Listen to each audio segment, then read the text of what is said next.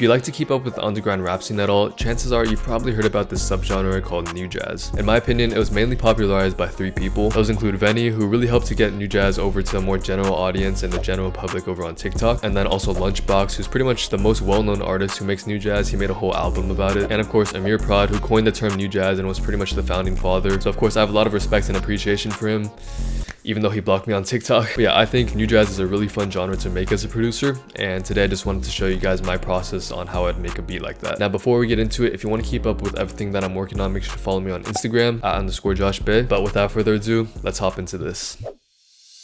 If you look here at this pattern, it might look like I have 3 different E pianos, which I technically do, but they're all the exact same E piano and pretty much the same pattern. This is what the first part looks like, and then here's the second. So you might be wondering why exactly I split them up like this. Basically, I wanted to have these slight pitch changes with the E piano, and to do that I had to use Effectrix. So if I pull it up here, you can see that there's this vinyl effect that only applies to a specific part of the melody of this E piano. But then if I kept all this MIDI right here for the E piano on that specific instance of Effectrix, it just didn't end up sounding very good. So that's why I pretty much split it up like that.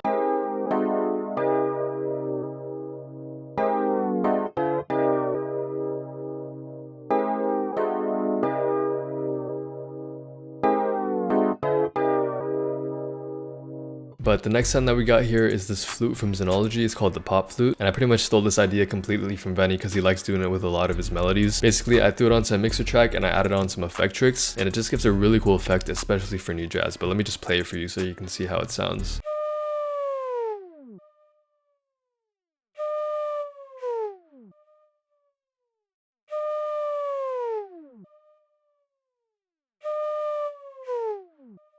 To be honest with you, there's a much easier way to do that with Serum. I'll just show you real quick actually. But at the time that I made this beat, I didn't know that you could do it with Serum. So that's why I had to go with a much longer route of the way that I did it right there. But if you want to do it with Serum, you just got to pick some sort of lead. Make sure that you change the voicing to mono and then just turn up the port time. I don't really know what range would sound good in this case, but I'll just click in a random note right here like this.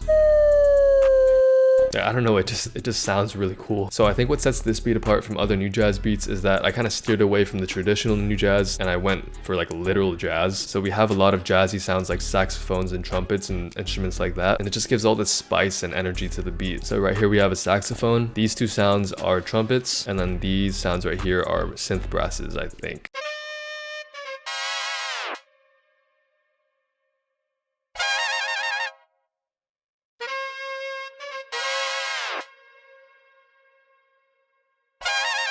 And to sort of just add on to that, I have these 2 organs here. This right here is the first organ pattern, and then here's the other one.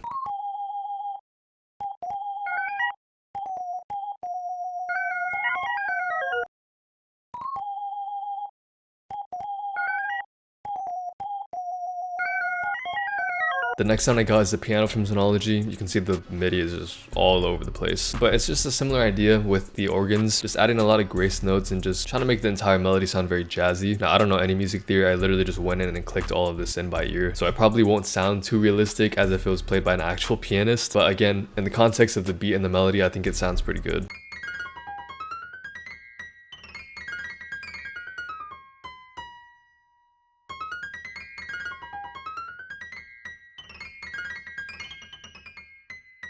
And finally, the last sound we got in the melody is of course the lead that everybody loves. Overall, it's just very catchy, and it's just like that last layer of the melody that just makes everything come to life.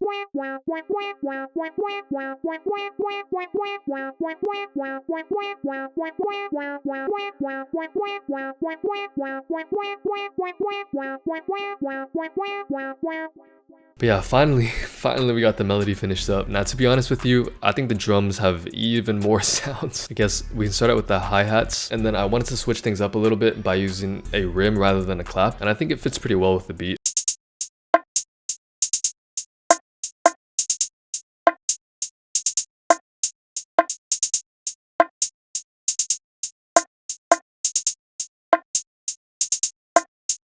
It sounds pretty empty, but I filled in all those gaps with these different types of perks. To be honest, I didn't really think too much about the perks when I was laying them down. I just wanted to fill in all the gaps where I could to make sure that the drum sounded really busy. Now, in case you're wondering, most of the sounds here are either from my Class C Jazz kit or my Thankful R&B kit, both of which are linked in the description below, so feel free to check them out if you want. But let me just play the perks and then I'll add like the more aggressive sounds.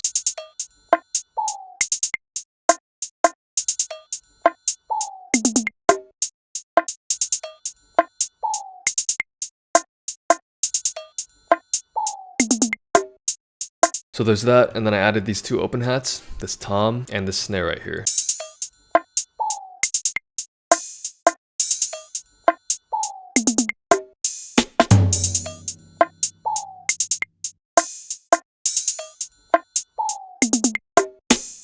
As I finish off the drum, we just have these two 808s, this bass from Podolsky, and this kick that hits in time with the 808. Here's what the Meds 808 pattern looks like. You can see I did these glides to just give the 808s a lot of bounce. This is the other 808 pattern, and then this bass just hits right after at the end of each bar.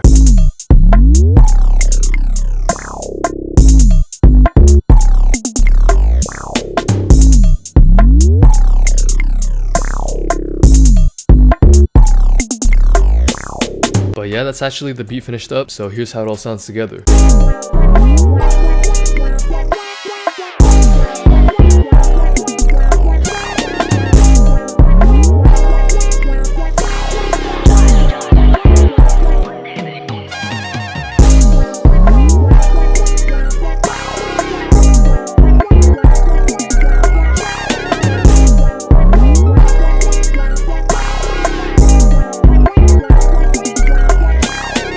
See, I had to scroll up and down to make sure you could see all the different tracks. I'd also like to announce that this beat right here is available for streaming on all platforms. The song name is called Kung Pao. It'll be on Spotify, SoundCloud, Apple Music, whatever you use. So if you enjoy the beat right here, please feel free to stream it. And also if you enjoyed the video right here, please feel free to subscribe for more content just like this. Thank you so much for watching, and I'll see you soon.